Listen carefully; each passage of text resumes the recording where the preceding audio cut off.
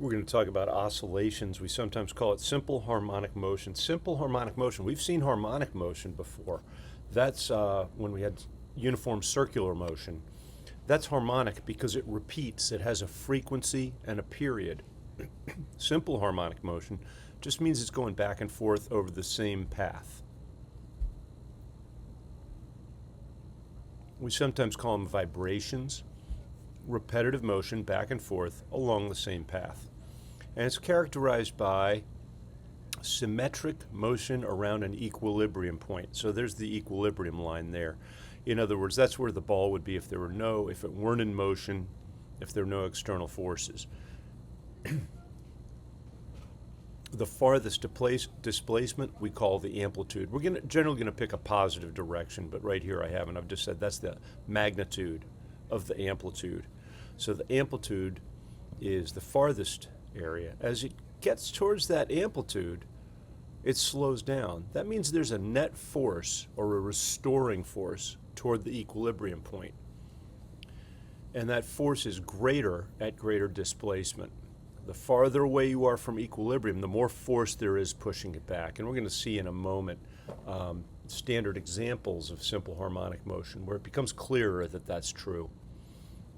So here's two primary examples. Spring and mass, an object, a mass attached to a spring. And sorry about the animation, it's not very good. Get rid of the spring. So it's stretching the spring, compressing, stretching, compressing. So what you could do is you could take that ball and you could pull it out and let it go, and it would vibrate back and forth. Or you could press it in and it would vibrate, and release it and it would vibrate back and forth. Or you could hit it while it's at the equilibrium point, and that would make it go back and forth. And you could understand with that spring, if that spring is attached to the left of the screen, then the ball where it is right now, that mass where it is right now, there would be a force towards the equilibrium point.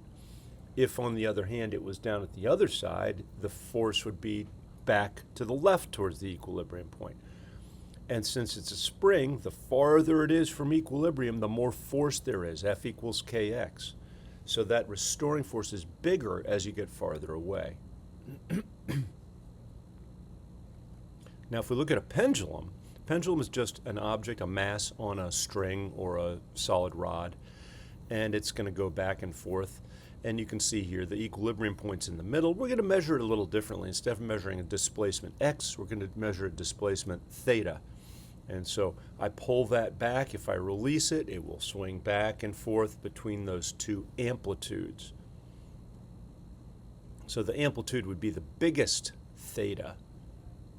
And the force will be greater the farther you pull that ball away. If it's hanging straight down at equilibrium, there's no net force on it.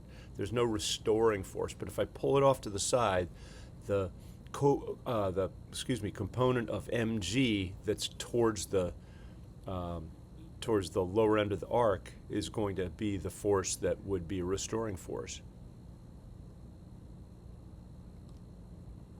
So let's talk about some characteristics of simple harmonic motion as variables. So here's just this random thing going back and forth. Okay. And let's graph a few things. So let's graph force as a function of that displacement. So when the object is at negative A, there's a big positive force. When it's at positive A, there's a big negative force. So the whole graph looks like this. Again, at negative A, big positive force, positive A, big negative force pulling in the other direction. And at the center, at equilibrium, there's no net force. It's at equilibrium. Okay, well, acceleration tracks with force. F equals ma, same direction. So it would look exactly the same. I've shifted it a little bit so you can see the graph.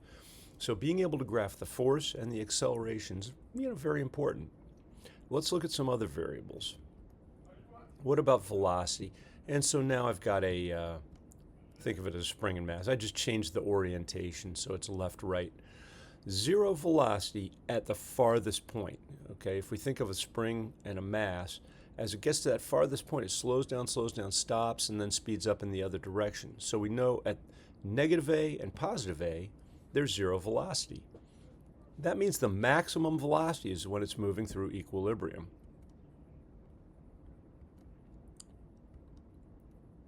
But it moves in both directions, right? Sometimes it's moving to the right and it's got a positive velocity. Sometimes it's moving to the left and has a negative velocity. So it really has two values. Kinetic energy is just going to be the square of that. It's going to be a different axis, but basically it's going to look like this. It's going to be v squared times 1/2 m. So now we've got kinetic energy, we've had velocity, acceleration, force. Let's look at potential energy. Well, that kinetic energy, at the max, it's just kinetic. There's no potential. If we think of a spring, it's not stretched. So at equilibrium, that maximum kinetic will be the total energy. So the potential energy just has to be that total minus the kinetic. And it looks like that.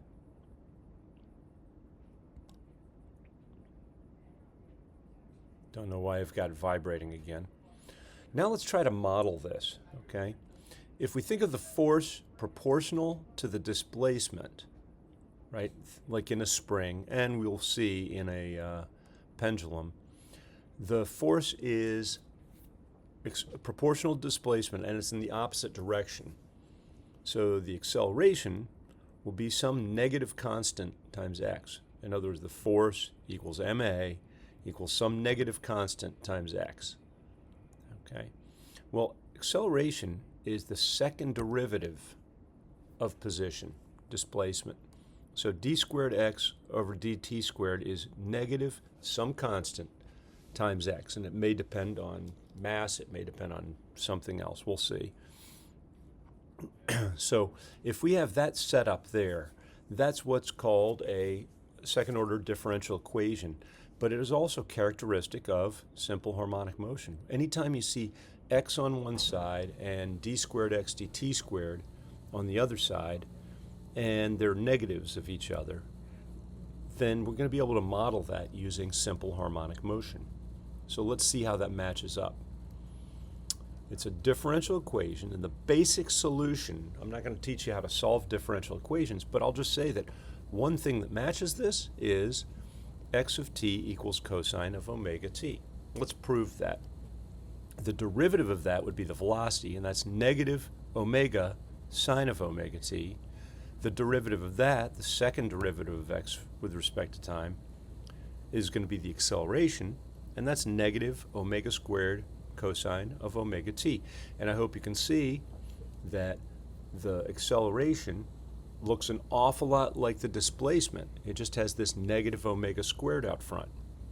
So anytime we have this top equation, d squared x dt squared equals some negative constant times x, then we can model it as cosine of omega t with some other variables in there, where omega is the square root of that constant. When we see that equation, we can conclude that one solution, the most general solution, is x of t, not the most general, a specific solution is x of t equals cosine of omega t. And that omega would be the square root of whatever that constant, whatever that coefficient is. Okay, and that d squared x dt squared equals negative omega squared cosine of omega t.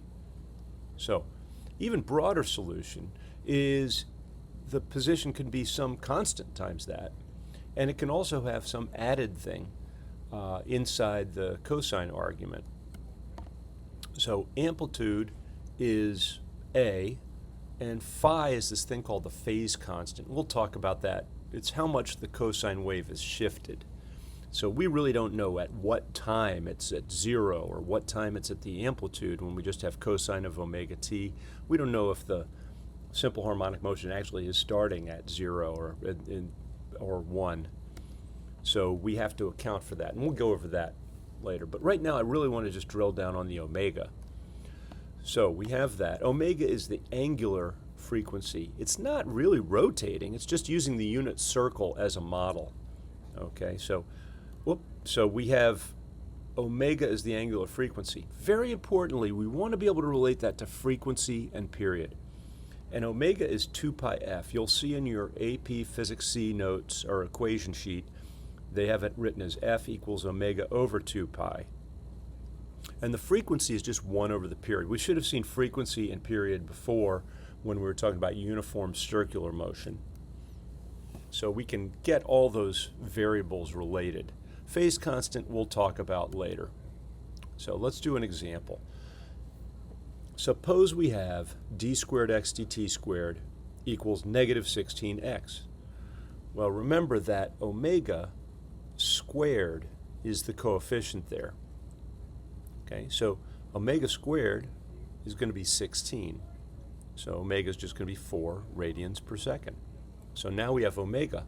Let's find frequency. Well, frequency is omega over 2 pi, again, on your equation sheet, and that's 0.6366 hertz.